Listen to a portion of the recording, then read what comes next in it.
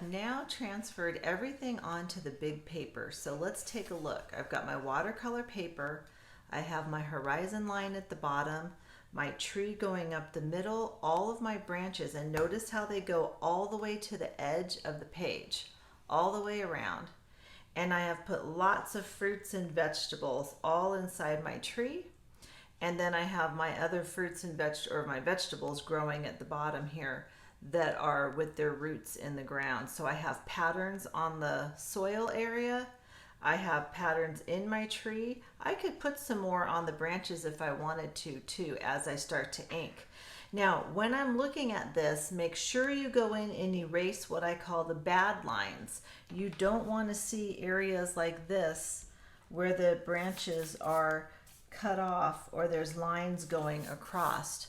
So go in and erase, like I said, all the bad lines so that when you go to draw, you're just outlining the good parts. Okay, so after you do all that, the next step is to get your thin Sharpie and you're going to outline the entire piece, okay? Not color in, just outline, so it looks like a big coloring book page.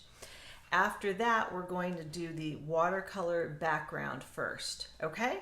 So outline, and then we'll start with watercolors. Okay, I have gone in and outlined everything with my superfine Sharpie, and I've got all my branches and all my fruits and vegetables. But notice I have some pencil lines showing. So I'm going to take my eraser and I'm going to erase all of that away now. So just erase your entire page so that you get all those pencil lines gone and you have a nice clean page. I erased all of my pencil lines that were showing. And the next step is to go in and paint your watercolor background, okay? And it's okay, you don't have to go in between the tree unless you really want to. You can go also over the tree because we're going to paint the tree with the gold paint, which is acrylic, which will go right over the watercolor. So I'm going to, if you want to do a blue sky, you can. I'm going to keep to the Klimt drawing here and try to go with a yellowy orange background. So I'm not sure if you all have used watercolors before. What you want to do is get a little bit of water and put them in there to soften them up, and then always wash your brush really good after you use a color because you don't want to dip this into the yellow now and contaminate that color, right?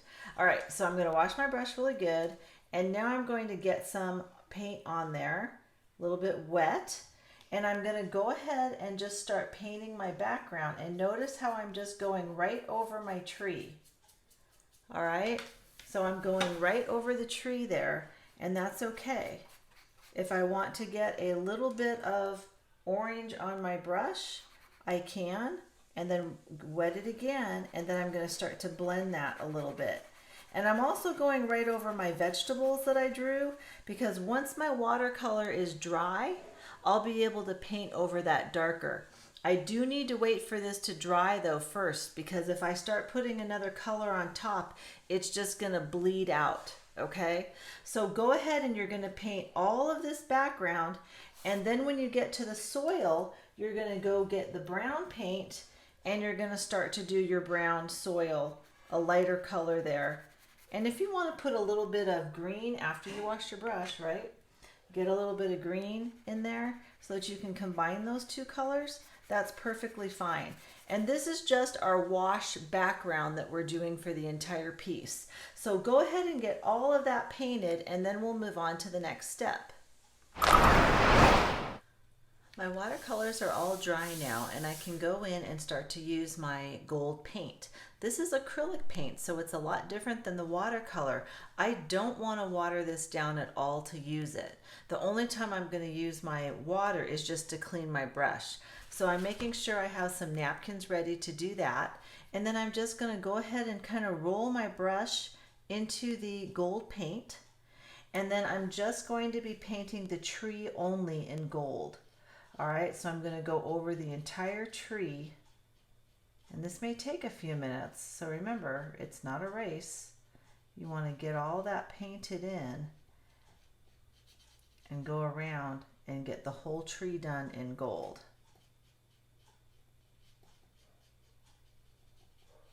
So take your time. put on some good music or put on something on TV in the background, podcast, whatever you're into, and go ahead and get that gold paint. All my gold is painted right now. Look at that. All right, so that's all done. I'm going to let that dry a little bit, but I'm going to wash off my brush. Make sure you always wash your brush off or leave it in water so it doesn't dry out and get ruined. I'm going to dry it off real good. And now all the fruit or all your symbols that you have drawn, you're going to go in and paint with watercolors again now that your background is dry, and then make sure your tree is dry as well. Remember, when you use the watercolors, the more water you use, the lighter the color. So a red with a lot of water might look more pink, and then the less water, well, you'll get a truer red. All right, so then that way you can go in, and I'm gonna get, let's say I'm gonna get some green right now to go in and paint my broccoli over here. All right, go in and paint that. Get that in there. I can wash my brush again, get a little bit of yellow on it, and just add a little bit of yellow in my broccoli as well. All right, I finished painting all of my little pieces of fruit. Look at that shine on the gold. That's so cool. And then what I did was I went in and added some more detail, of course, once it's dry with the Sharpie. So if you can see, I added a few more things, just little details around the fruits and vegetables, just some line work in there. And you can go in and outline any of the swirls if you need to, but I put a few more little swirls on the inside as well. So now my piece is all complete and I have my tree of life.